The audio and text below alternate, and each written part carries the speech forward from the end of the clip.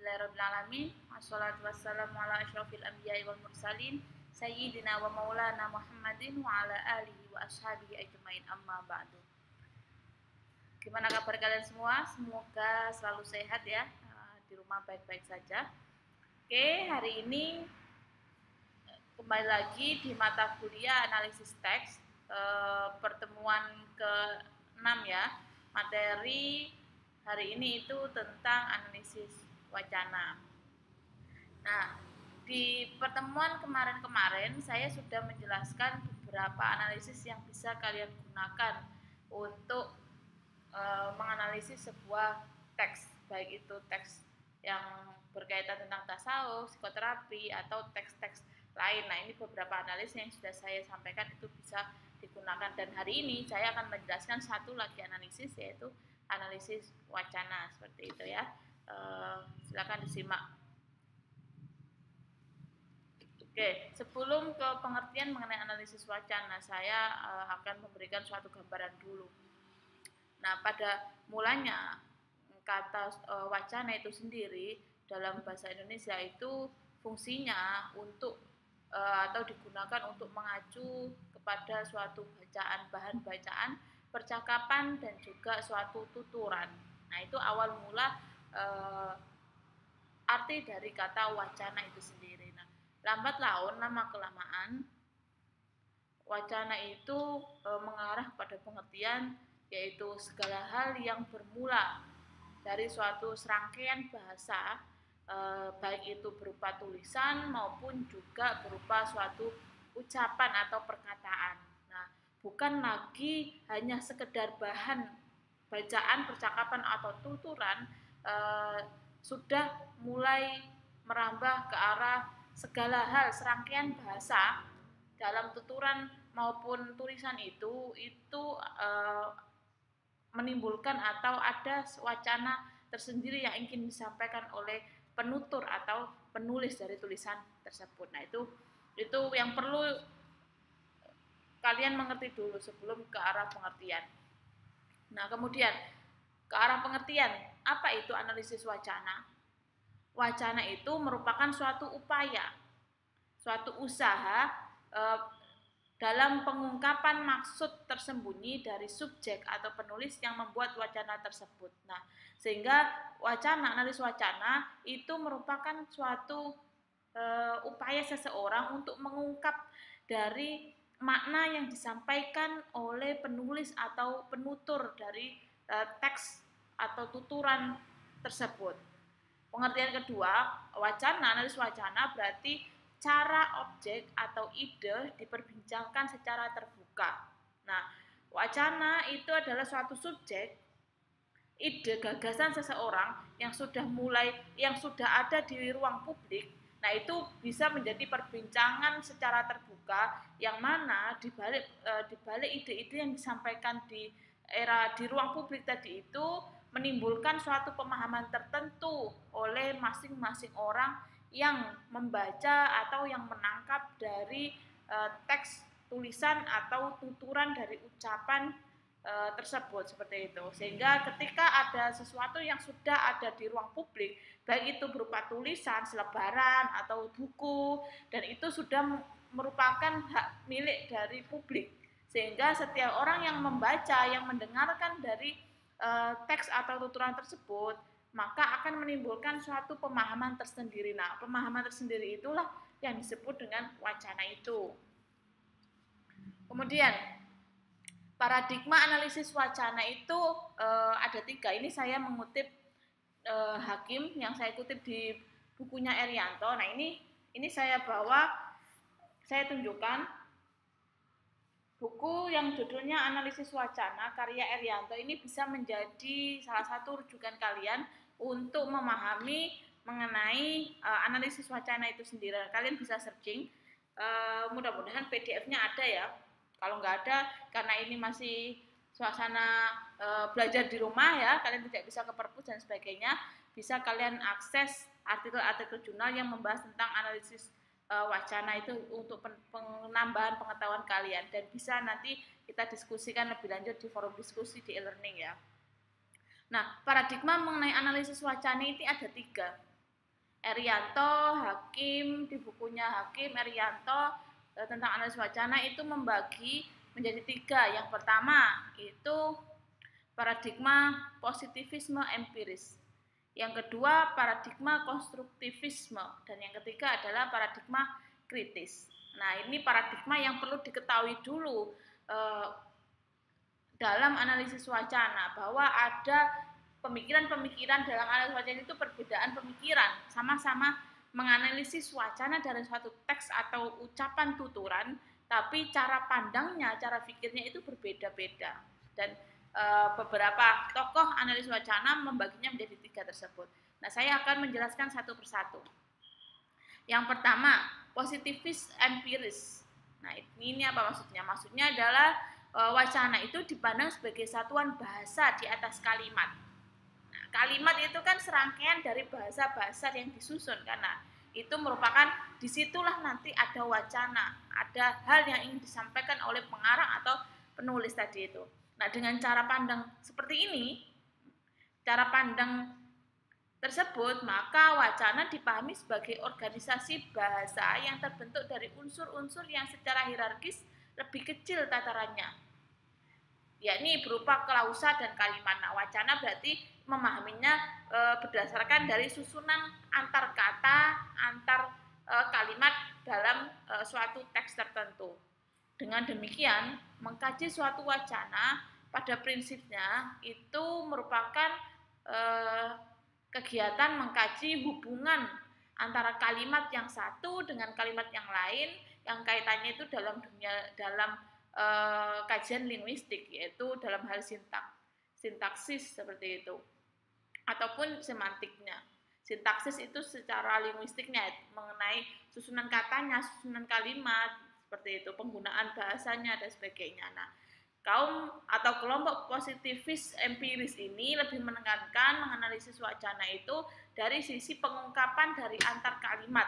Nah, pengungkapan makna dari susunan bahasa antar kalimat itu, nanti pemahaman dari situ itulah yang disebut dengan wacana tersebut. Ya, yaitu paradigma positif empiris. Paradigma yang kedua, konstruktivis atau fungsional. Penjelasannya yaitu wacana di sini itu dipahami sebagai peristiwa komunikasi. Komunikasi itu kan interaksi ya, interaksi antar orang dengan orang, yakni perwujudan dari individu yang sedang berkomunikasi. Jadi bahasa yang digunakan oleh pembicara dipandang sebagai wujud dari tindakan pembicaranya. Seperti itu. Sehingga wacana di sini posisinya kalau itu yang aliran atau yang kelompok fungsional konstruktivis memahami wacana itu sebagai peristiwa komunikasi, bukan hanya peristiwa susunan dari bahasa. Kalau tadi kelompok positif kan dari susunan bahasa. Nah, kalau yang fungsional ini peristiwa komunikasi, interaksi antar orang dengan orang, yang wujudnya itu berupa wujud interaksi tersebut. Nah, dari interaksi itulah maka terwujud suatu wacana. Kemudian, bahasa tidak lagi dipandang sebagai alat untuk memahami realitas objektif belaka dan yang dipisahkan oleh subjek sebagai penyampai pernyataan. Konstruktivis justru menganggap subjek sebagai faktor sentral, faktor utama, faktor inti dalam kegiatan wacana dalam hubungan sosial lainnya. Nah, kalau positivis empiris tadi menekankan pada susunan kata dan kalimat, kalau konstruktivis atau fungsional ini menekankan pada subjek, orang yang menuturkan. Nah, fungsinya orang yang menuturkan itu apa? Untuk apa mereka menuturkan? Mereka menulis suatu teks. Nah, disitulah fokus sentral dari pengkaji atau peneliti, kalian sebagai pengkaji atau peneliti terhadap teks tersebut. Yang kalian tekankan itu siapa penulis, pengarangnya, seperti apa backgroundnya, fungsi pengarang itu, sehingga membentuk suatu teks seperti itu, pemanaan yang seperti itu dari bahasa-bahasa yang disusun. Nah, itu lebih mengarah ke cara pandang yang fungsional tadi, penekanannya pada subjek atau penulis atau penutur seperti itu.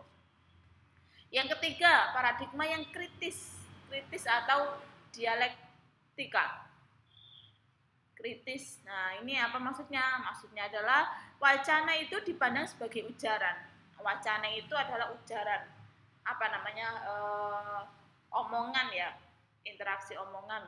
Omongan yang diujarkan, yang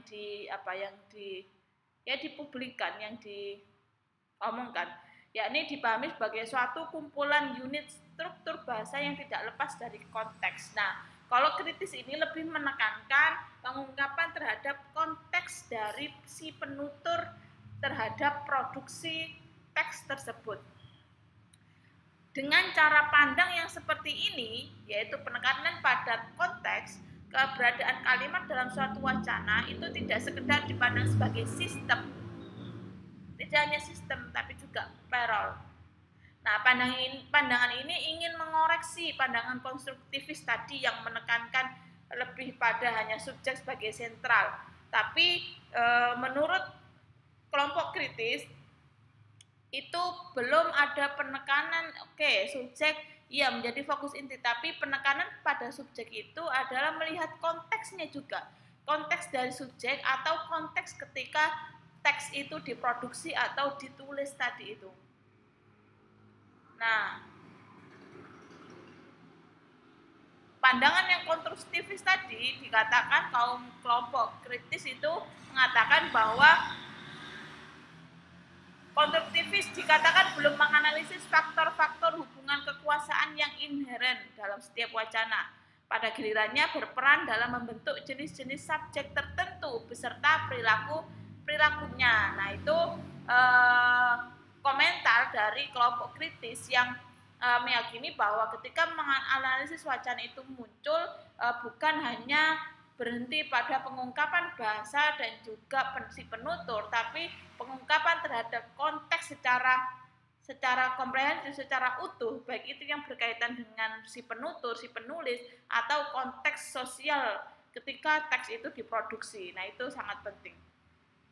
Nah, praktek wacana kemungkinan menampilkan efek ideologi, misalnya dapat memproduksi hubungan kekuasaan yang tidak imbang antara kelas sosial, antara laki-laki dan wanita, atau kelompok mayoritas dan minoritas. Nah, dengan adanya pandangan yang kritis ini, maka nanti efeknya itu akan memunculkan pemahaman atau pengetahuan mengenai ideologi dari teks atau si penutur ketika memproduksi teks tersebut. Nah, itu 3 paradigma mengenai analisis wacana. Kemudian karakteristik analisis wacana. Nah, karakteristik dari analisis wacana ini itu ada 5. Ini saya mengutip di buku Erianto ini karena bukunya enak untuk dibaca ya. Kalian bisa membacanya lebih lanjut. Bisa juga nanti jadi bahan diskusi ketika kalian sudah membaca beberapa artikel, beberapa buku PDF yang bisa kalian download seperti itu. Karakteristiknya itu ada 5, yaitu tindakan, konteks, historis, kekuasaan, dan ideologi. Nah, 5 ini yang penting diperhatikan ketika menganalisis teks menggunakan analisis wacana. Tindakan itu apa? Tindakan itu suatu prinsip, tindakan yang hakikatnya memandang suatu wacana sebagai sesuatu yang bertujuan. Baik bertujuan mempengaruhi, mendebat, membujuk, menanggapi, maupun menyarankan, dan tentunya masih banyak tujuan-tujuan lain yang ingin disampaikan oleh penulis kepada pembaca melalui wacana yang dibuatnya.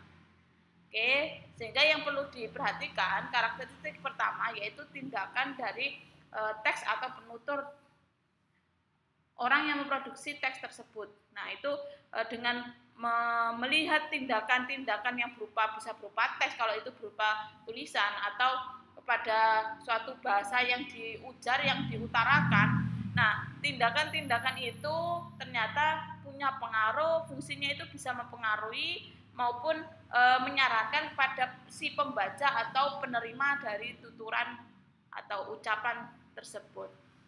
Nah, dengan demikian, berdasarkan prinsip yang pertama ini, dengan tindakan ini, maka wacana dapat dipahami sebagai suatu interaksi.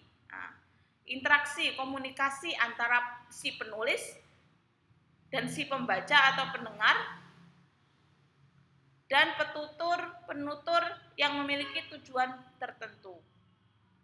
Oke, yang diperhatikan adalah interaksi antar teks dengan penerima dari teks tersebut.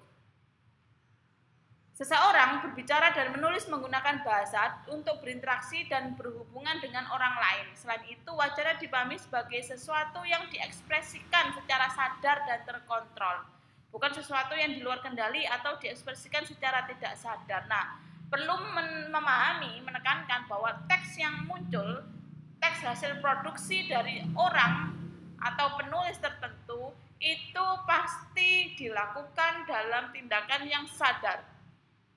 Yang mana dalam tindakan yang sadar itu pasti ada tujuan tertentu.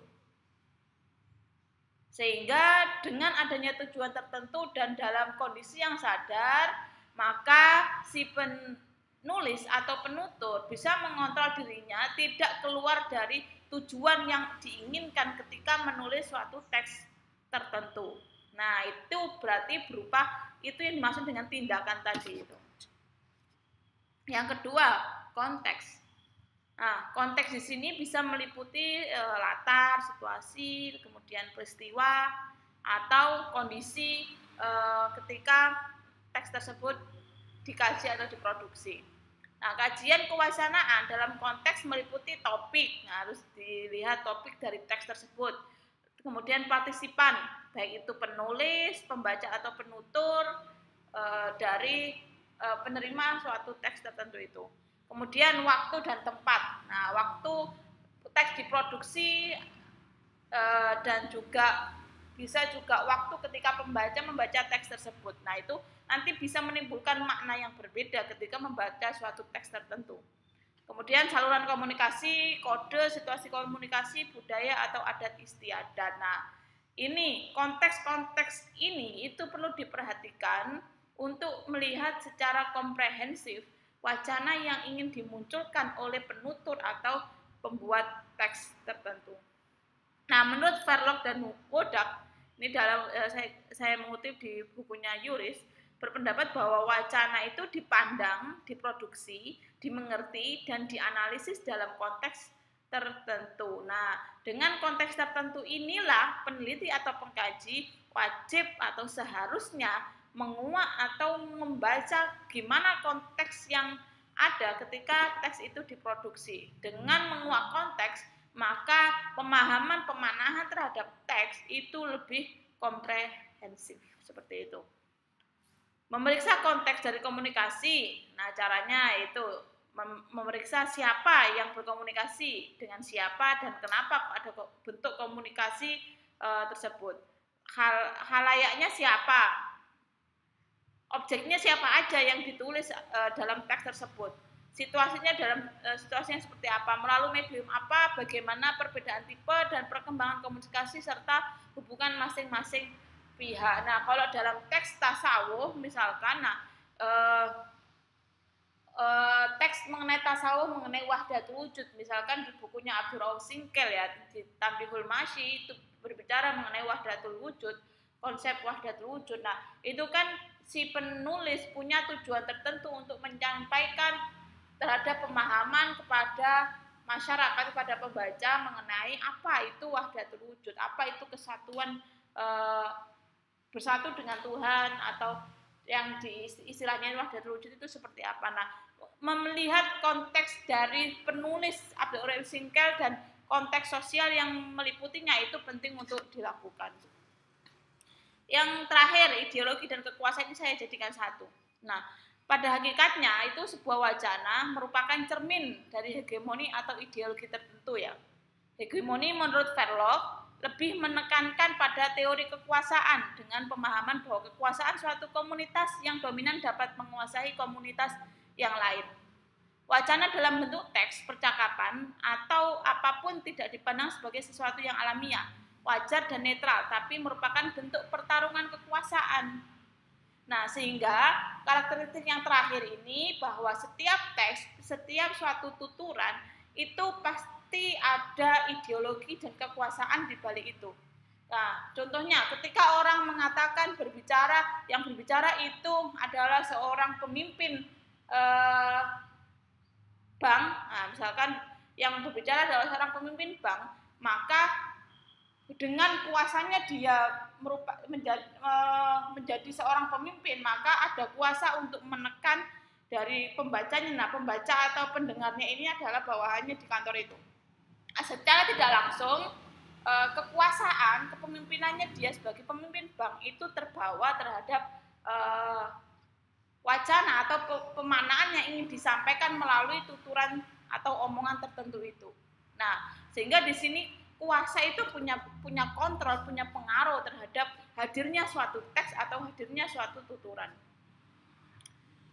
Kemudian yang terakhir, suatu medium untuk menunjukkan cara kelompok dominan mempersuasi atau mengkomunikasikan kepada khalayak mengenai kekuasaan yang mereka miliki sehingga absah dan benar. Nah, ini itu pengertian mengenai paradigma yang karakteristik yang terakhir tentang ideologi dan kekuasaan. Oh, yang historis belum ya? Ini historis saya ternyata tadi historis belum saya jelaskan. Yang berikutnya historis. Historisnya apa? Yaitu sebuah teks dianalisis dengan mempertimbangkan bahwa wacana tersebut ketika diproduksi pada konteks tertentu. Jadi, untuk menganalisis sebuah wacana perlu diperhatikan konteks saat wacana tersebut diproduksi. Historis menempatkan wacana dalam konteks sosial tertentu dan tidak dapat dimengerti tanpa menyertakan konteks. Nah, kalau historis ini penekanan dari konteks tadi. Sehingga yang dimaksud dengan konteks itu bukan konteks saat pembaca memahami suatu teks, tapi juga melihat konteks saat teks itu diproduksi. Nah, itu dilihat secara historis. Contohnya itu, contoh sederhananya, kalian melakukan analisis wacana terhadap teks selebaran mahasiswa tentang penentangan terhadap Soeharto. Nah, pemahaman mengenai wacana teks ini hanya akan diperoleh kalau bisa memberikan konteks historis saat teks itu diciptakan. Seperti teks itu diciptakan ketika suasana politik yang carut-marut, kacau. Nah, oleh karena itu, pada saat melakukan analisis perlu tinjauan untuk mengerti mengenai mengapa wacana tersebut seperti itu berkembang atau dikembangkan.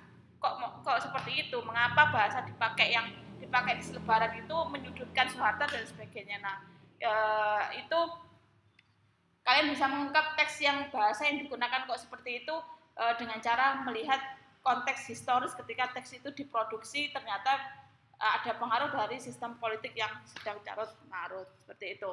Nah, itu materi di perkuliahan pertemuan hari ini. Semoga memberikan manfaat buat kalian dan nanti bisa didiskusikan di forum e-learning untuk lebih lanjut mengenai analisis wacana. Sekian dari saya. Wassalamualaikum warahmatullahi wabarakatuh.